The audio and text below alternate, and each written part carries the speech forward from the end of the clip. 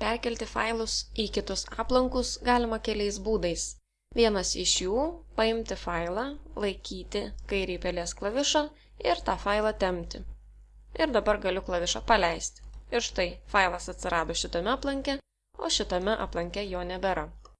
Kitas būdas yra spausti ant failo dešinį pelytės klavišą, pasirinkti iškirpti, mes jį iš čia iškirpsime. Tačiau jis kol kas nedingo, taip ir turi būti. Kai nueisiu ir paspausiu įdėti, tada jis iš ten išnyks. Štai čia atsirado, grįžtu pasižiūrėti. Ir tikrai jo nebėra. Tai failas išsikirpa ir įsideda lygiai taip pat kaip ir tekstas. Dabar jeigu aš norėčiau vienu metu iš karto iškirpti ir perkelti keletą reikalingų failų. Pavyzdžiui, visus laivus. Štai šitą ir šitą aš iš karto noriu įdėti į aplanką laivai. Kaip man tai padaryti? Jeigu aš bandau jos pažymėti, man žymisi ir nereikalingi failai, kurie nėra laivai. Kaip jos pažymėti?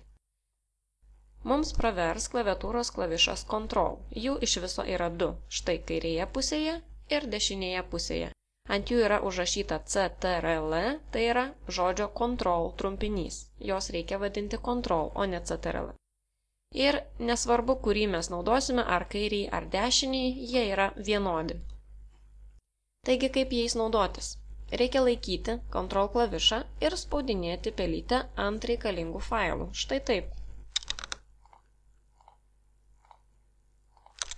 Ir man pasižymėjo reikalingi failai. Klavišą Ctrl galiu paleisti ir dabar galiu iškirpti šitos failus ir įdėti. Tačiau su Ctrl klavišu reikia elgtis atsargiai. Todėl, kad jeigu aš dabar laikysiu Ctrl ir šitą failą nepaspausiu, o jį tempsiu laikydama Ctrl, pažiūrėkim, kas bus. Klavišą Ctrl paleidžiu. Ir atsirado to paties failo kopija. Failą aš kopijuoti dabar tikrai nenorėjau, tai dabar tą nereikalingą kopiją aš ištrinsiu.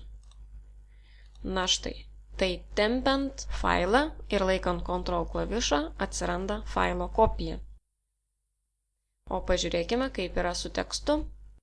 Pabandau pažymėti vieną žodį ir dabar nelaikau jokių papildomų klavišų ir tą žodį tiesiog tempiu į šoną ir paleidžiu. Tai žodžiai susikeitė vietomis. O jeigu dabar aš pabandysiu šitą žodį tempti laikydama Ctrl, štai laikau ir tempiu ir paleidžiu. Ir atsirado šito žodžio kopija. Grįžtam prie aplankų. Aplankus taip pat galima iškirpti ir įdėti kokį nors kitą aplanką.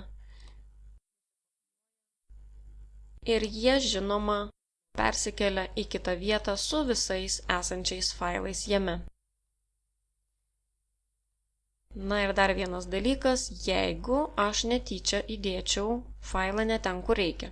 Na pavyzdžiui, štai čia perkeliau, morka tikrai nėra daiktas, aš taip nenorėjau padaryti, kaip dabar man tą morką grąžinti į kitą aplanką. Jeigu aš tempčiau, būtų gana sudėtinga, galima tiesiog paimti ir iškirpti. Ir įdėti į reikalingą aplanką. Štai taip.